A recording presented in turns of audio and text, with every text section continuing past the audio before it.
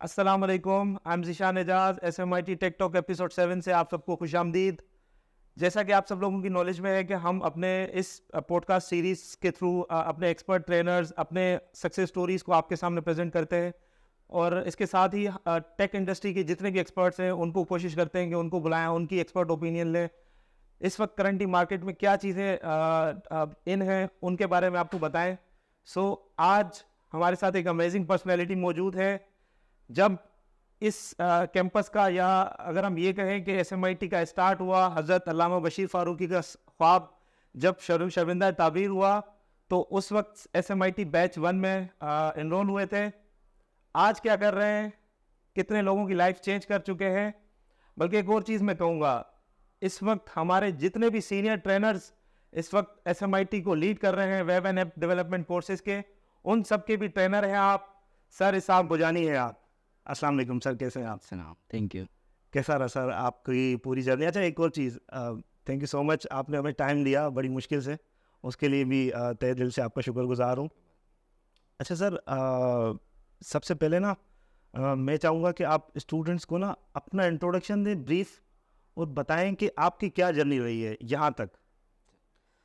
वैसे काफ़ी स्टूडेंट्स में से तो अक्सर मुझे जानते हैं इसहाक बुजानी के नाम से। मेरी अपनी जर्नी जो है वो 2014 के अंदर स्टार्ट हुई थी, 2014 में, जब सैलानी के बैच 1 के एडमिशन्स ओपन हुए थे।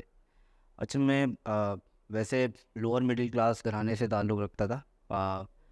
तो बस ये है कि कंप्यूटर्स वगैरह का बचपन से शौक़ मुझे था। तो मैंने एक दिन यहाँ पे क्या कहते हैं, एक एडवर्टीज़मेंट देखी SMIT की। तो वहाँ पे वो कह रहे थे कि मोबाइल सॉफ्टवेयर डेवलपमेंट होगी। तो मुझे लगा कि मोबाइल सॉफ्टवेयर डेवलपमेंट कुछ इस तरह की होगी जो सदर पे जो लोग करते हैं ना, कि मोबाइल को फ्लैश वगैरह कर देते हैं, फ्लैशिंग वगैरह। तो मैं उसी तरह की, मैंने कहा चलो ठीक है, ये भी अच्छा काम है, मैं आ जाता हूँ। अब यहाँ पर आया तो बिल्कुल ही सब कुछ डिफरेंट चल रहा था। और लेकिन फिर मैंने कहा कि ठीक है, अब एक अच्छी अपॉर्चुनिटी मुझे मिली है तो मैंने इसे ज़ाया नहीं करनी है, और मैंने अपनी एड़ी चोटी का इस चीज़ के ऊपर ज़ोर लगाना है इसके ऊपर। तो तकरीबन मैंने 1.5-2 साल तक मेहनत की है, मैंने इस चीज़ के पीछे बहुत मेहनत की है। और इवन के जना अपने रिश्तेदारों, घर वालों, सबको कुछ दिन के लिए खैरबाद कह दिया था कि बस अब मैं हूँ और मेरा कंप्यूटर एक छोटा मोटा, उस टाइम पे Pentium 4 होते थे, तो मेरे पास भी एक छोटा सा Pentium 4 रखा हुआ था। तो बस उसी पे पूरा दिन प्रैक्टिस करता रहता था।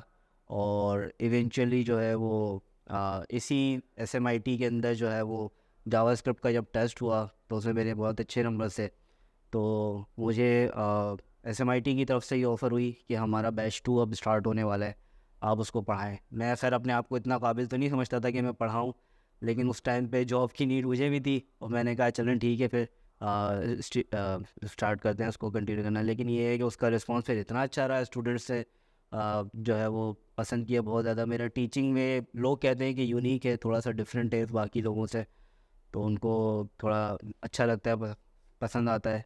तो इस वजह से ये, वहीं से फिर मेरी टीचिंग की जर्नी स्टार्ट हुई। और फिर सर ज़िया की, अपने सर ज़िया ने ख़ुद ही जो है ना, क्या कहते हैं, एक बूट कैम्प लॉन्च किया था, तो उसके अंदर मुझे भी एडमिशन मिला। वहाँ से फिर मैंने अपना क्या कहते हैं इंटर्नशिप वगैरह कंप्लीट की, और फिर मल्टीपल जॉब्स, और फिर आज अभी नीसम में टेक लीड होता हूँ मैं। माशाल्लाह। मैं बताता चलूँ, सर ने बताया नहीं, नीसम बाय द वे एक मल्टीनेशनल कंपनी है, और वहाँ पे सर प्रिंसिपल सॉफ्टवेयर इंजीनियर है, लीड सॉफ्टवेयर इंजीनियर है। तो सर माशाल्लाह आपकी जर्नी रही है, एक मतलब अगर हम कहें तो 10 सालों का आपका एक्सपीरियंस है माशाल्लाह। आप तो हज़ारों लोग ऑलरेडी आपके सक्सेसफुल, जो जिनको आपने ट्रेन किया है, वो ऑलरेडी अपने सॉफ्टवेयर हाउसेस में बहुत अच्छा काम कर रहे हैं। बल्कि आप तो हमें ऑफ द रिकॉर्ड बता रहे होते हैं, आपके स्टूडेंट्स माशाल्लाह कुछ तो ऐसे जो आपसे भी अच्छी अर्निंग्स और मार्केट प्लेस, मतलब अच्छा काम कर रहे हैं मार्केट में। अच्छा सर, ये जो पॉडकास्ट का हमारा मकसद है, आपको पता है कि स्टूडेंट्स को बेसिकली हम नॉलेज दें कि इस वक्त मार्केट में क्या चल रहा है, आपका क्या एक्सपीरियंस है। तो सर उस पैराए में अगर हम जाएं तो आप क्या स्टूडेंट्स को बताना चाहेंगे, सबसे पहले कि आपको क्या डिफ़िकल्टीज फेस करना पड़ी जब आपकी एक जर्नी स्टार्ट हुई? ज़ाहिर है आपका भी बैकग्राउंड नहीं था इस फील्ड का, फिर आपने इस चीज़ को कैसे कॉप अप किया? शुरू में प्रॉब्लम्स आई, बहुत ज़्यादा प्रॉब्लम आई। एक तो मैं कंप्यूटर का, क्योंकि मुझे बचपन से शौक़ था, मैं थोड़ा सा और ओवर कॉन्फिडेंट भी था चीज़ों को, कुछ चीज़ों को लेके, कि जब हमारा पहला टेस्ट होने जा रहा था तो मैं इतना ओवर कॉन्फिडेंट था कि मतलब मैंने तो अच्छे नंबर लेके ही आने। लेकिन जब पहला टेस्ट हुआ तो उसमें मैं फ़ेल हो गया। तो वो एक फ़ेल होना मेरे लिए बहुत अच्छा हुआ, क्योंकि वो एक आई ओपनर साबित हुआ मेरे लिए। और मुझे समझ में आया कि नहीं, यहाँ पे क्या कहते हैं, जितना आसान मैं इन चीज़ों को समझ रहा हूँ उतना आसान भी नहीं है, मैंने मेहनत करनी पड़ेगी इस चीज़ के लिए। तो मुश्किलात बहुत ज़्यादा आती रहीं, कुछ चीज़ों को ऐसा भी हुआ है कभी कभी रात को पढ़ते पढ़ते मुझे रोना भी आया है कि इतनी यार मुश्किल पढ़ाई है। ऐसे और चीज़ों को डाइजेस्ट करना जो है ना थोड़ा सा मुश्किल हो जाता था कभी कभी, कि यार ये भी आ रहा है, ये भी आ रही है, इस तरह की चीज़ें होती रहती हैं हमारी फील्ड के अंदर। लेकिन ये है कि वो थोड़ा शॉर्ट टाइम का फेज़ होता है, उस फेज़ को अगर आपने काट लिया और वहाँ पे अगर आप टिके रहे, अपने पैर आपने वहाँ पे जमाए रखे, तो फिर आगे जाके जो है ना वो फिर आपको बड़ा फ़ायदा देती है वो चीज़। बस जो एक्चुअल जो गेम है ना यहाँ पे, वो आपके माइंड का गेम है कि क्या आप कब तक हार नहीं मानते हो। अगर आप नहीं हार मानने वाले हो तो आप इंशाल्लाह कामयाब होगे इसके अंदर। लेकिन जो अगर आपकी मेंटालिटी ऐसी है कि नहीं मुझसे नहीं होगा और मैंने हार मान लेनी है, तो फिर आपके लिए नहीं है ये चीज़ें। अच्छा सर, यहाँ पे ना आपने बिल्कुल सही फरमाया। आपको भी आइडिया होगा कि हम जब कोर्स स्टार्ट करते हैं तो उसके बिल्कुल हाफ जब हम जावास्क्रिप्ट एडवांस तक आते हैं तो बिल्कुल स्टूडेंट्स जो हैं 40% तो वहीं से ड्रॉप आउट हो जाते हैं। हमें मालूम है कि फील्ड ऐसी है, इससे डिफ़िकल्ट डोमेन नहीं है इस वक्त दुनिया में। तो स्टूडेंट्स को जो डिफ़िकल्टीज पेश आती हैं उनके बारे में आप क्या टिप्स देना चाहेंगे कि वो किस तरह कोप अप करें इस चीज़ को? अच्छा, मैंने अपना जो स्टूडेंट्स को पढ़ाया ना, उससे मैं अपना एक्सपीरियंस के हिसाब से मैंने कुछ चीज़ें जो है ना क्या कहते हैं इसके पीछे निकाली है कि इसके क्या फैक्टर्स होते हैं, क्यों स्टूडेंट्स जो है वो ड्रॉप आउट कर जाते हैं बीच में। तो इसमें कुछ स्टूडेंट्स तो उस कैटेगरी में फॉल करते हैं जिनको घर से ज़बरदस्ती भेजा जाता है कि आप फ्री का कोर्स है तो आप पढ़ लें, लेकिन उनकी तवज्जो नहीं होती, दिल नहीं होता। जब आपका दिल नहीं है ना इस चीज़ के ऊपर, तो फिर मुश्किल है, आप नहीं कर पाएंगे इस चीज़ को। तो यहाँ पे तो आपको फुल्ली मोटिवेटेड होके आना पड़ता है कि भाई मैंने करना है और करना है, लाजमी करना है। तो एक तो वो वाली कैटेगरी हो गई, उन्होंने नहीं करना होता, वो निकल जाते हैं। दूसरी कैटेगरी वो लोग होता है कि जो प्रोग्रामिंग की फील्ड है, ये हर इंसान के माइंड में नहीं बैठती। कुछ लोगों के माइंड में बहुत आराम से बैठ जाती है, कुछ लोगों को थोड़ी डिफ़िकल्टी से होती है और कुछ लोगों को बिल्कुल नहीं बैठती, कुछ लोग हाँ।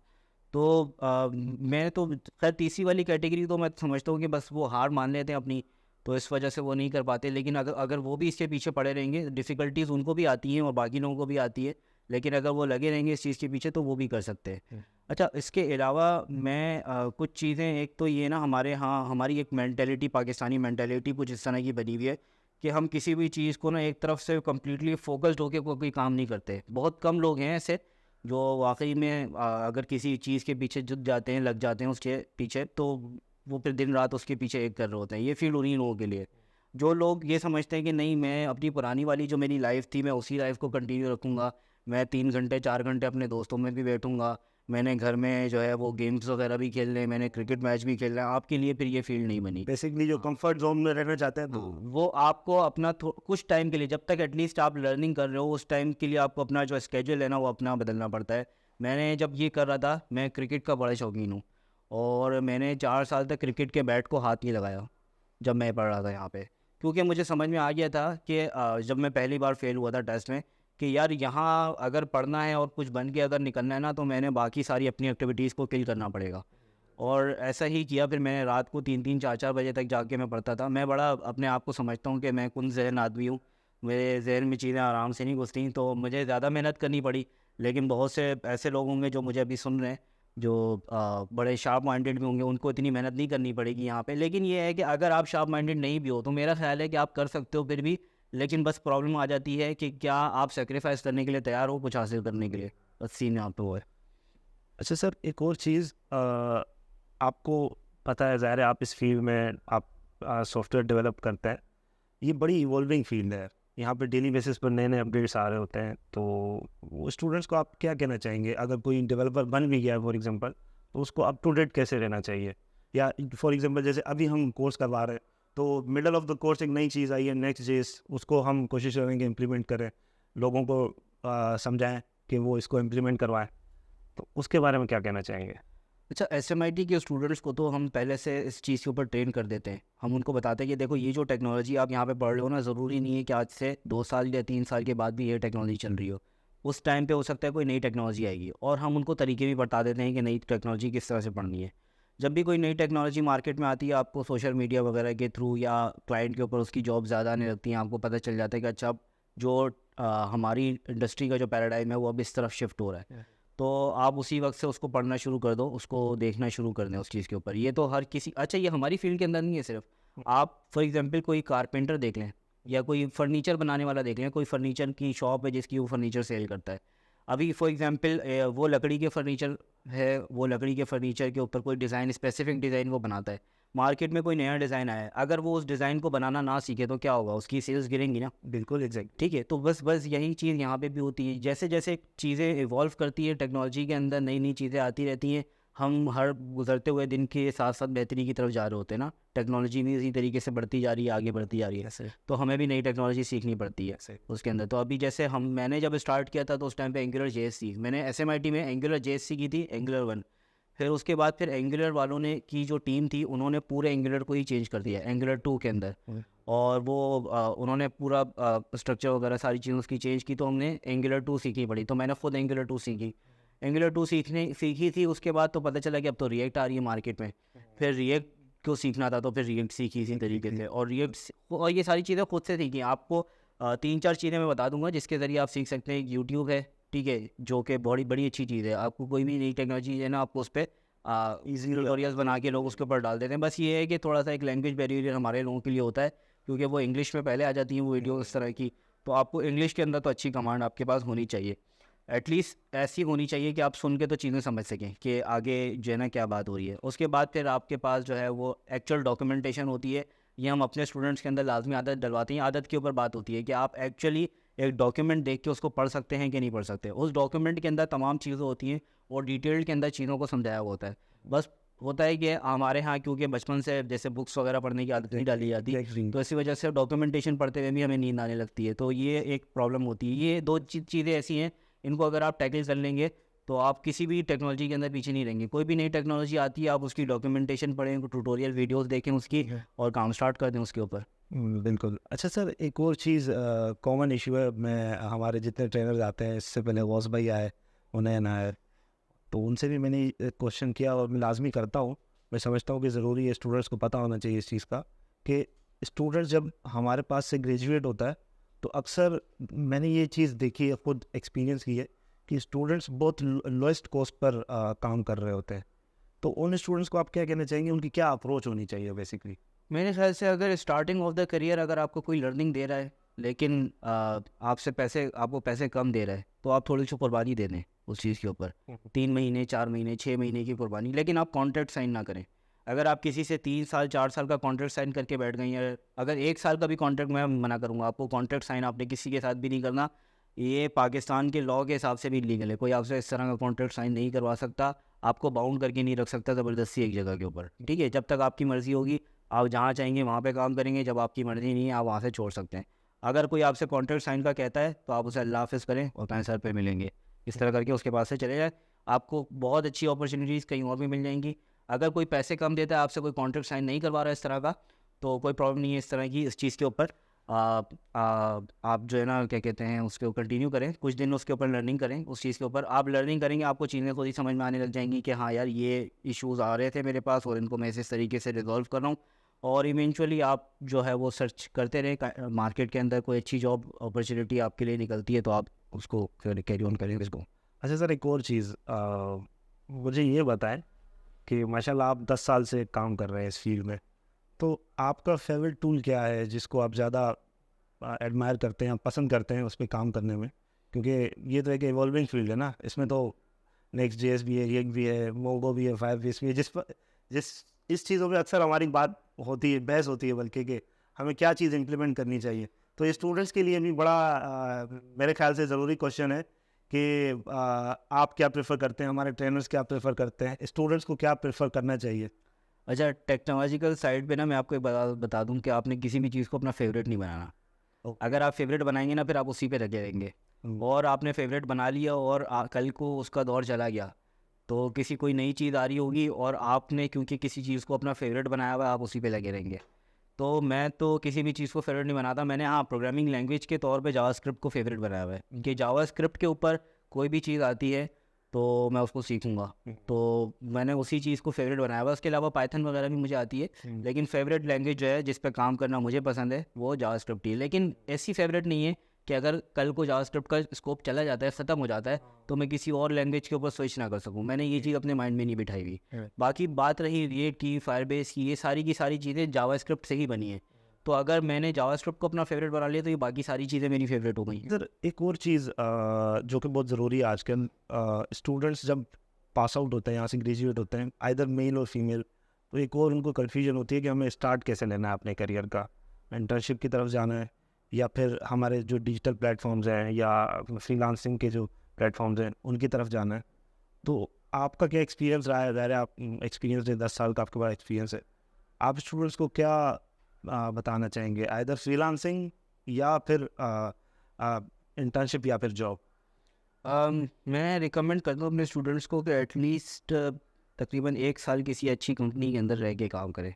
अच्छा। तो उससे फ़ायदा होता है, ये होता है कि आप एक एक्सपर्ट्स के दरमियान बैठते हो, उससे बहुत सारी चीज़ें आपको सीखने को मिलती हैं अगर आपका फ्रीलांसिंग वाला माइंड है तो। लेकिन अगर आप कंपनी माइंड से ही है तो आप किसी अच्छी कंपनी में रह के पूरी ज़िंदगी भी गुजार सकते हो, उसके ऊपर कोई मसला नहीं, अगर अच्छी कंपनी है तो।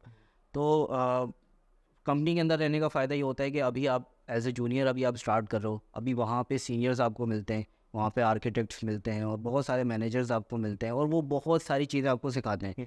आप किसी इंटरनेशनल लेवल के किसी प्रोजेक्ट के ऊपर काम कर रहे होते हो तो वहाँ पे क्या अप्रोचेस यूज़ होती है, क्लाइंट क्या टेक्नोलॉजीज़ को यूज़ कर रहा होता है और किसने इस टेक्नोलॉजी को डिसाइड किया और कौन से एक्सपेक्ट्स थे, कौन से रीजंस थे जिसकी वजह से इस चीज़ को पिक किया गया है, क्योंकि हर चीज़ के कई कई कॉम्पिटिटर्स होते हैं हमारे यहाँ ना।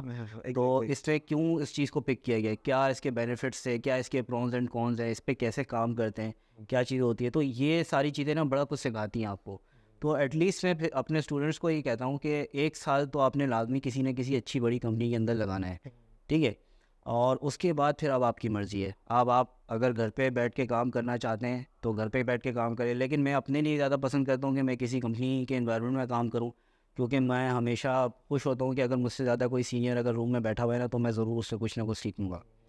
तो ये चीज़ जो है ना मैं अपने लिए पसंद करता हूँ, बाकी स्टूडेंट्स हैं वो उनकी अपनी मर्ज़ी है। मतलब आप स्टूडेंट्स को कहना चाहते हैं कि आपकी इंटरेस्ट के ऊपर है आप कि आप लेकिन लर्निंग की अगर आप वाकई लर्निंग का क्रेव रखते हैं अपने अंदर तो ये है कि आपको सबसे ज़्यादा अगर कोई कुछ सिखा सकता है तो आपका अपना सीनियर है। एग्जैक्टली। अच्छा एहसान भाई, एक और चीज़, अब करंटली 2021 से हमने फीमेल्स को भी ट्रेन करना स्टार्ट किया है। अल्हम्दुलिल्लाह आज हज़ारों फीमेल्स हमारे गुलशन कैंपस में पढ़ रही हैं। बैच 1 तो कंप्लीट हो गया माशाल्लाह, बहुत सारी सक्सेसफुल स्टोरीज वहाँ से भी निकली अल्हम्दुलिल्लाह। वो आप सॉफ्टवेयर हाउसेज में बैच 2 और बैच 3 अभी चल रहा है, बैच 2 कंप्लीट होने वाला है। तो स्टूडेंट्स जो हमारी फीमेल स्टूडेंट्स हैं वो भी कंफ्यूज होती हैं कि उनको किस तरह स्टार्ट लेना। अच्छा, एक और चीज़ जो फीमेल्स फेस करती है कि उनके ट्रैवलिंग का बड़ा इशू होता है। फॉर एग्जांपल एक फीमेल है, वो औरंगी टाउन में रहती हैं और उनकी जॉब लगती है डिफेंस में, तो वहाँ से ट्रैवलिंग का आजकल आपको पता है हालात, बहुत सारे फैक्टर्स होते हैं फीमेल्स के लिए, तो उनकी क्या अप्रोच होनी चाहिए, प्लीज़ उनको भी एडवाइस करें। हाँ, अब ये आपकी कंपनी पे डिपेंड करता है। अगर आप कंपनी से कुछ दिनों के लिए वर्क फ्रॉम होम ले सकते हैं तो वर्क फ्रॉम होम की अब फैसिलिटीज़ बहुत सारी कंपनीज दे रही हैं, उसको देखें।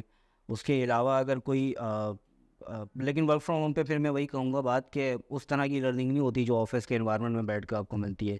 अगर आप इंटर्नशिप वगैरह करें, नई नई जॉब आपकी लगी है तो फिर कंपनी का एनवायरनमेंट बेहतर है आपके लिए। और कंपनी के लिए अब आजकल वैन्स वगैरह होती हैं, आप वो इस तरह की कोई वैन वगैरह इस तरह की करवा लें। लेकिन ये है कि वो कंपनीज वगैरह भी अब अच्छे पे करती हैं, एग्जैक्टली। तो आप उसमें से वैन्स वगैरह के खर्चे जो है वो निकाल सकती हैं। अगर आपके एरिया में या आसपास कोई और भी ऐसे हैं जाने वाली फीमेल्स, तो आप उनको उनके साथ कनेक्ट करें, कोई वैन्स वगैरह का इस तरह का कोई सीन कर लें अपने साथ के आने जाने का, आपका पिक एंड ड्रॉप जो है वो उसके ऊपर हो जाए।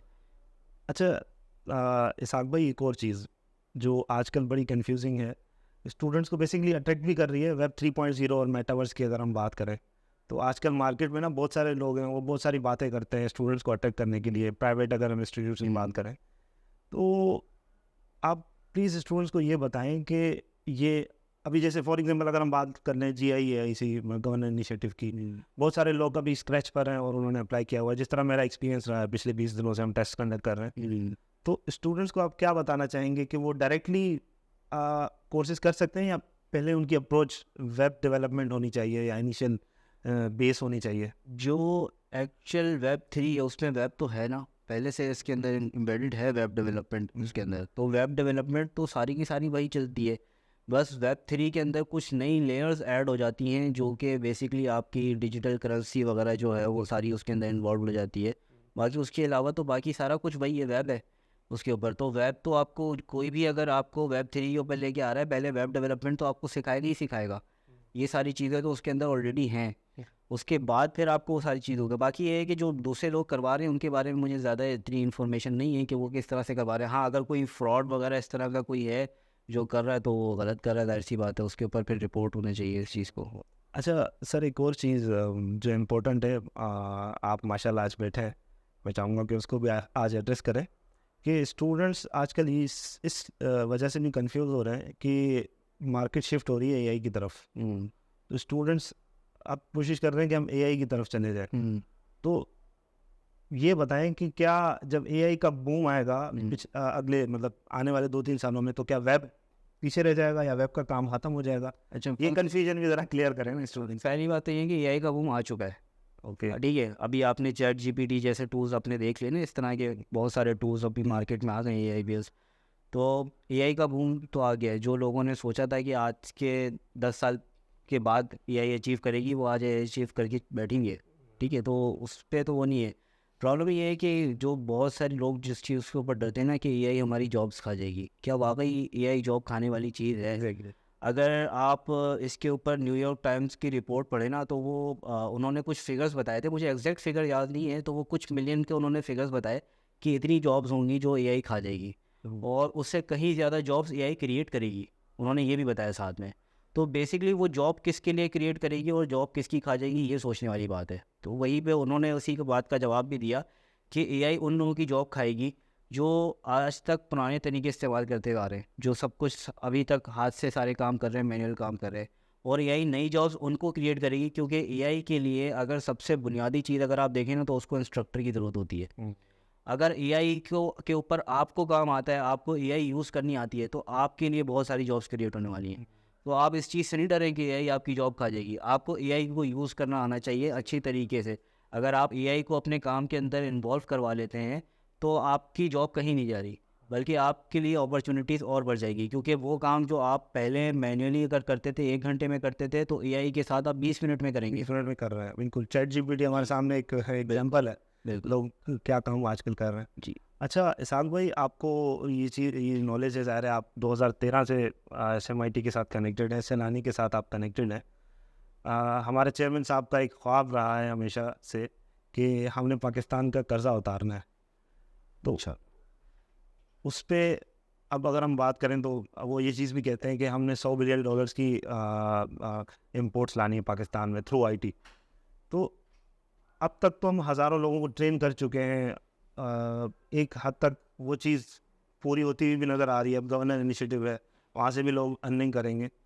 तो आपको क्या लगता है, क्या इस वक्त जब इंडिया हमारे सामने एक एग्जांपल है, वो इवॉल्व हो चुका है और IT में उनका एक मकाम है पूरी दुनिया में, तो क्या पाकिस्तान भी आने वाले दिनों में उनको कम्पीट कर सकता है, या ऐसे कौन से ट्रेड्स हैं जो हम करें तो फिर हम इंडिया को कम्पीट कर सकेंगे?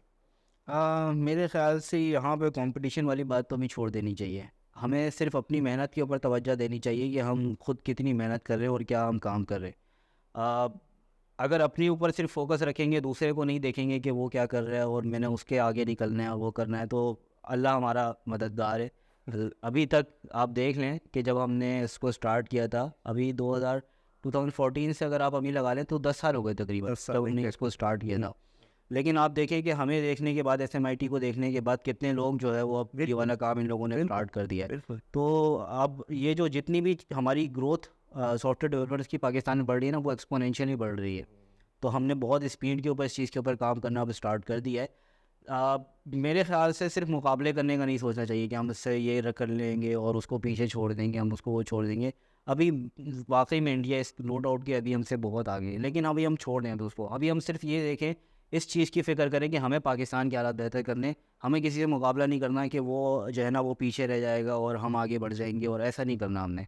हमें सिर्फ अपनी ग्रोथ की सोचनी है कि हम खुद अपने मुल्क को कैसे मुश्किल हालात से निकाल सकते हैं, और उसके लिए काम करना है और दिन रात काम करना है। अगर ये वाली सोच लेके चलेंगे, पॉजिटिव सोच लेके चलेंगे, तो इंशाल्लाह अल्लाह की तरफ से अल्लाह कामयाबी की आएगी। मदद भी आएगी और इन दी एंड वो जो हमारे चेवन साहब कहते हैं ना बात, फिर इंशाल्लाह सच भी हो जाएगी इंडिया को। इंशाल्लाह। अच्छा इसाक भाई, लास्टली ये भी बताइएगा स्टूडेंट्स को जो करंटली हमारे पास पढ़ रहे हैं, जो इस वक्त एस्पायर करते हैं SMIT को, आना चाहते हैं कोर्सेज़ में, तो जो आना चाहते हैं उनको आप क्या टिप्स देंगे कि वो जब आएँ तो क्या माइंड सेट बना के आएँ, यहाँ पे उनको क्या क्या डिफ़िकल्टीज़ फेस करना पड़ेंगी जो आपको ऑलरेडी पता है, आपने इस जर्नी को जिया है और आज माशाल्लाह एक सक्सेसफुल इंडिविजुअल के तौर पे आज बैठे हुए हैं आप माशाल्लाह से, तो उन स्टूडेंट्स को आप क्या पैगाम देना चाहेंगे? मेरे ख़्याल से यहाँ पे आने से पहले अगर कोई जैसे पहले तो ये बात सोच लीजिएगा कि यहाँ पे SMIT के अंदर ना हमारे पास बहुत सिलेक्टेड सीट्स होती हैं, तो ज़रूरी नहीं है कि हर किसी का जो है ना यहाँ पे एडमिशन हो जाएगा।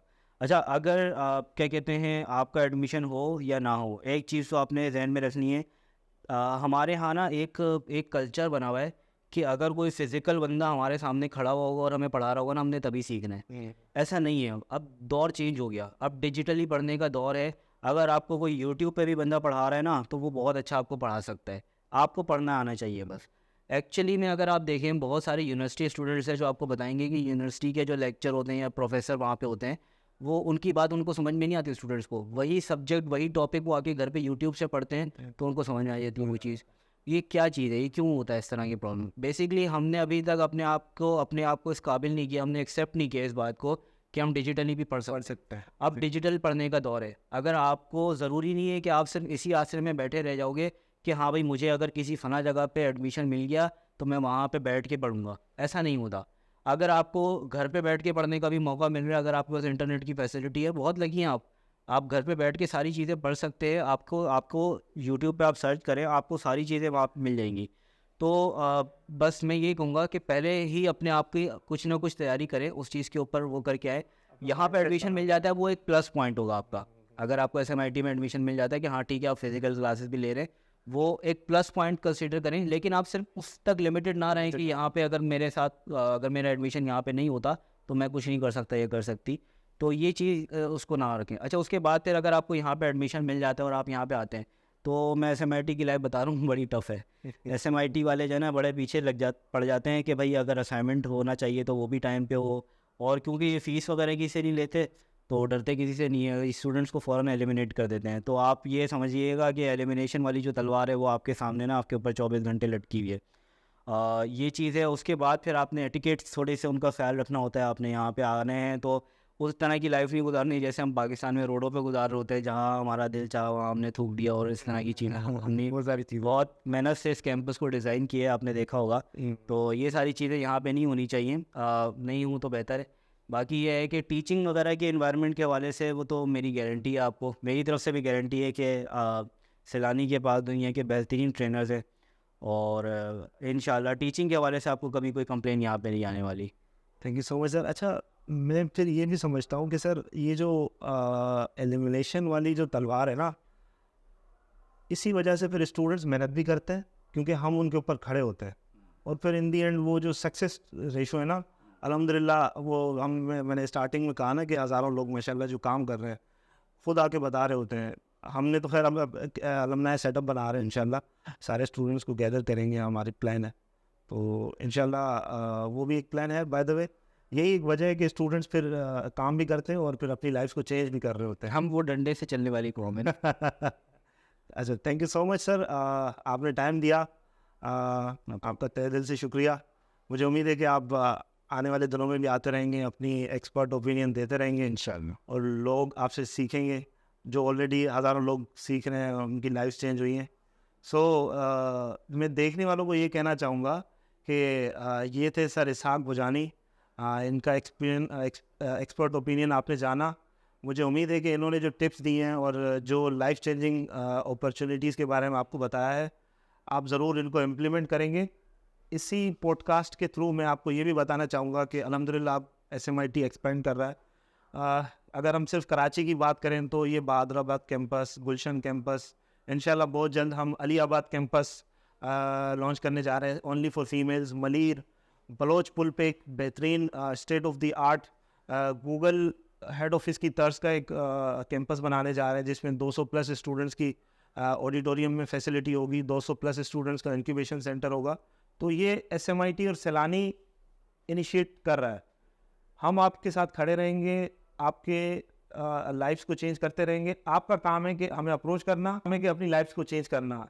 सो अगर आप चाहते हैं कि अपनी लाइफ चेंज करें तो करेज, डेडिकेशन और हार्डवर्क आपने करना है। इंशाल्लाह सपोर्ट हम आपको करेंगे। सो इसी नोट पर मैं एंड करना चाहूँगा। सर, जाने से पहले हम एक नारा लगाते हैं पाकिस्तान का, सो मिलके ज़रा आ जाए लगाते हैं, पाकिस्तान जिंदाबाद।